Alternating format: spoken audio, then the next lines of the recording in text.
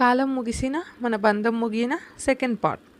శివ అరిచిన అరుపుకి చుట్టూ ఉన్న అందరూ విచిత్రంగా చూస్తుంటే అందులో నుంచి అందరినీ వెళ్ళమని చెబుతూ ఏమైంది శివ అంటూ దగ్గరకు వచ్చాడు అతని ఫ్రెండ్ సంతోష్. సంతోష్, నేను ఇంటికి వెళ్ళాలి అన్నాడు కళ్ళు మూసుకొని. ఈరోజు డీల్ ఒకటి ఉందిరా, పర్వాలేదు పోస్ట్పోన్ చేయి లేదా క్యాన్సిల్ చేయి అన్నాడు గంభీరంగా. ఒక 5 నిమిషాలు రూమ్కి వెళ్దాం అన్నాడు సంతోష్. నేను ఎక్కడికి రాను, ఇంకో గంటలో ఫ్లైట్, నేను ఇంట్లో ఉండాలి, టికెట్స్ చూసుకో, ఆ రాక్షసిని నాకు ఇంటికి వెళ్ళేదాకా కనపడకుండా చూసుకో అని ఫోన్ తీసుకున్నాడు శివ.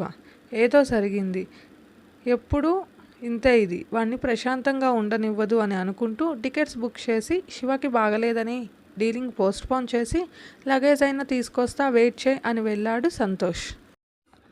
హలో హితేష్, అక్క వాళ్ళని ఉండమని చెప్పు, నేను 2 గంటల్లో వస్తున్నా. అలాగే గుర్తులను బట్టి డ్రా చేసి అతనిని కూడా పిలిపించు, కరెక్ట్గా గీయాలి అని శివ చెబుతుంటే వెయిట్ అన్నయ్య, ఏమైంది, అక్క వాళ్ళు బయలుదేరుతున్నారు అన్నాడు హితేష్.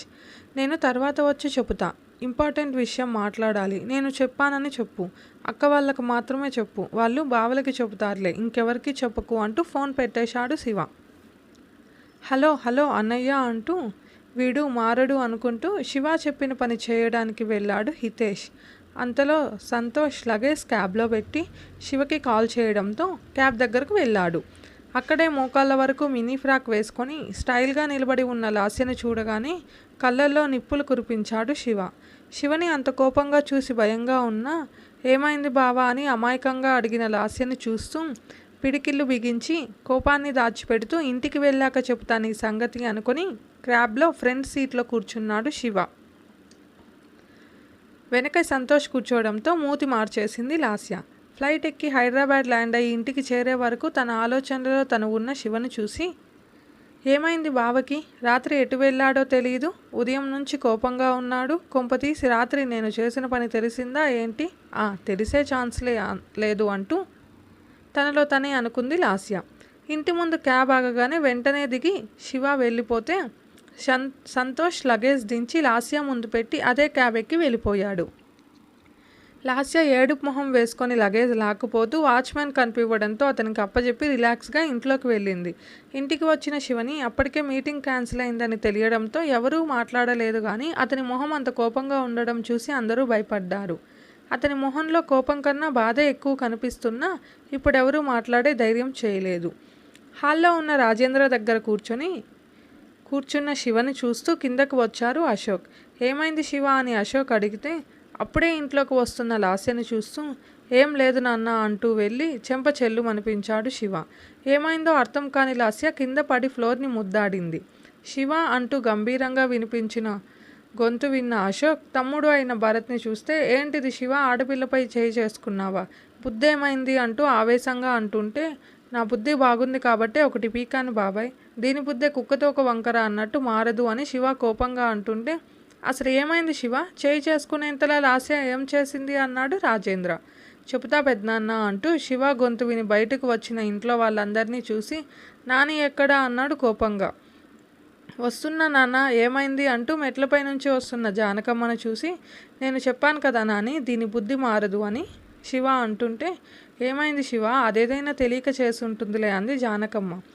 అది తెలియక కాదు, తెలిసే చేసింది, మీ అందరి ముందు అమాయకంగా నటిస్తూ అది రాత్రి నిన్న మీటింగ్ వెళ్ళిన చోట నాకు మత్తు కల్పించింది అన్నాడు కోపంగా. ఆ మాట విన్న అందరూ ఆశ్చర్యంగా చూస్తుంటే లాస్య భయంతో అబద్ధం అంతా అబద్ధం, నా మీద ఊరికే నిందలు వేయకు బావా, నీకు నేనంటే మొదటి నుంచి ఇష్టం లేదు, అందుకే ఇలా నిందలు వేసి నన్ను అందరికీ దూరం చేయాలని చూస్తున్నావు అంటూ ఏడుస్తుంటే అమ్మ మహానటి ఆపు నీ నటన, నీ గురించి తెలిసే నేను సాక్ష్యాలతో సహా వచ్చాను అని ఫోన్ తీసి టీవీకి కనెక్ట్ చేసి వీడియో ప్లే చేశాడు. అక్కడ లాస్య డ్రింక్లో ఏదో కలిపివ్వడం స్పష్టంగా తెలుస్తుంటే అందరూ కోపంగా చూశారు. అదంతా చూసిన లాస్య గుటకలు మింగుతూ చచ్చాను అనుకుంది. అది ఆపి ఇంత చేసిన ఒక్క దెబ్బతో నిన్నెందుకు వదిలానో తెలుసా, నా కోపానికి నేను చంపేద్దాం అనుకున్నా, బట్ నీ వలన నేను నా ప్రేమను పొందాను, గుర్తించగలిగాను, ఈ ఒక్క కారణంగా నిన్ను వదిలేస్తున్నా అని కోపంగా అన్నాడు శివ. ఇంట్లో వాళ్ళకి ఏం అర్థం అవ్వక అయోమయంగా ఏంటి శివ నువ్వు చెప్పేదని అడగడంతో ఆద్య నన్ను కలిసింది అన్నాడు కళ్ళు మూసుకొని ఆమె రూపం తలుచుకుంటూ. అందరూ గట్టిగా ఏంటి అని అడగడంతో నిజం, అప్పుడు దీనివల్లనే నేను మత్తులో ఉండి ఆద్యని ఆపలేకపోయా అంటూ కన్నీళ్లు పెడుతున్న కొడుకు దగ్గరకు వచ్చింది మహతి. నిజమమ్మా, కానీ మళ్ళీ దూరం అయిపోయింది అంటూ వాళ్ళమ్మని హత్తుకొని బాధపడ్డాడు శివ. అందరూ శివ చెప్పేది వింటూ ఆలోచనలలో బాధగా ఉండిపోయారు.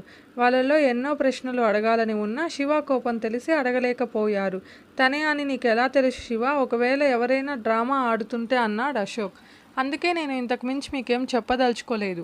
అన్నీ తెలుసుకొని మీ ముందుకి వస్తాను అంటూ బాధపడకు గ్రాని, త్వరలోనే అక్కని ఖచ్చితంగా తీసుకొస్తాను అని శివ అనడంతో జానకమ్మ ఏడుస్తూ శివని హత్తుకొని త్వరగా ఆ పని చూడరా, ఇప్పుడు నువ్వు చెప్పింది విన్నాక నా మనసు ఆగడం లేదు అంది బాధగా. ఆ మాటలు విని అక్కడే ఉన్న అక్కల వైపు ఒకసారి చూసి తన రూమ్కి వెళ్ళాడు శివ. ఆ మాటలు విన్న రాజేంద్ర మౌనంగా రూమ్కి వెళ్తే వెనకే వెళ్ళిన కళ్యాణి ఏమండి అని బాధగా పిలిచి, శివని అడగండి, ఆద్యని చూశాడంటే అమ్మాయిని కూడా కనిపెట్టేయచ్చు కదా, నా బిడ్డను కల్లారా చూసుకునే యోగం కూడా లేదు నాకు అంటూ బోరును విలపిస్తున్న ఆమెను చూసి కూతురి కోసం మౌనంగా కుమిలిపోయాడు. శివ వెనకే రూమ్కి వెళ్ళారు వాళ్ళ అక్క వాళ్ళు. వెంటనే ఆద్య ఎక్కడ కనిపించింది శివ అని అడిగింది పెద్ద అక్క భువిజ.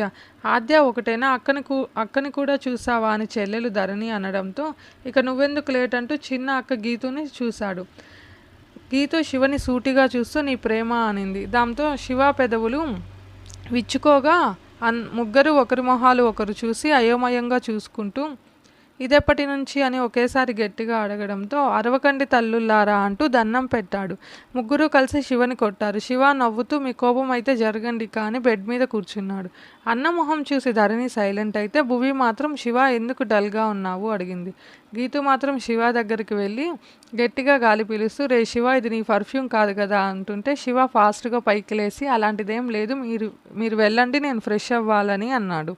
అంత కంగారెందుకు శివ అంటూ భువి అనుమానంగా చూస్తుంటే కంగారేం లేదు అంటూ అంతలో షిప్లో జరిగింది ఒక్కసారిగా గుర్తు రావడంతో మౌనంగా ఉండిపోయాడు.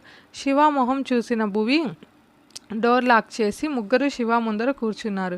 నీలో నువ్వే దాచుకోవడానికి ట్రై చేస్తున్నావా అంటూ గీతు శివ మొహం పైకి ఎత్తడంతో శివ కళ్ళల్లో నీళ్లు చూసి ముగ్గురు కంగారుగా ఏమైంది అన్నారు. శివ నవ్వుతూ అది బుడంకాయలాగా ఎంత చిన్నగా ముద్దుగా ఉనింది, ఇప్పుడు చాలా పెద్దదయ్యింది, పెద్ద పెద్ద మాటలు మాట్లాడింది. అందరిలా నేను మత్తులో ఉంటే ఉదయంకి మర్చిపోతాను అనుకొని తన మనసులో ఉన్నదంతా చెప్పింది అని ఇంకేం చెప్పకుండా ఆగిపోయాడు శివ. అదంతా గుర్తుకు రావడంతో ముగ్గురి కళ్ళల్లో నీళ్లతో ఇంకేం అడగలేకపోయారు. మనసంతా బాధగా అవడంతో ఈవినింగ్ అవుట్ హౌస్లో కలుద్దాం, బావలకి కూడా చెప్పండి అక్క అన్నాడు శివ. ఇదే ఫ్రెండ్స్ ఈరోజుటి ఎపిసోడ్. మీకు కనుక స్టోరీ నచ్చితే లైక్ చేయండి, కామెంట్ చేయండి. డైలీ ఎపిసోడ్స్ కోసం ప్లీజ్ సబ్స్క్రైబ్ చేసుకోండి ఫ్రెండ్స్. Thank you.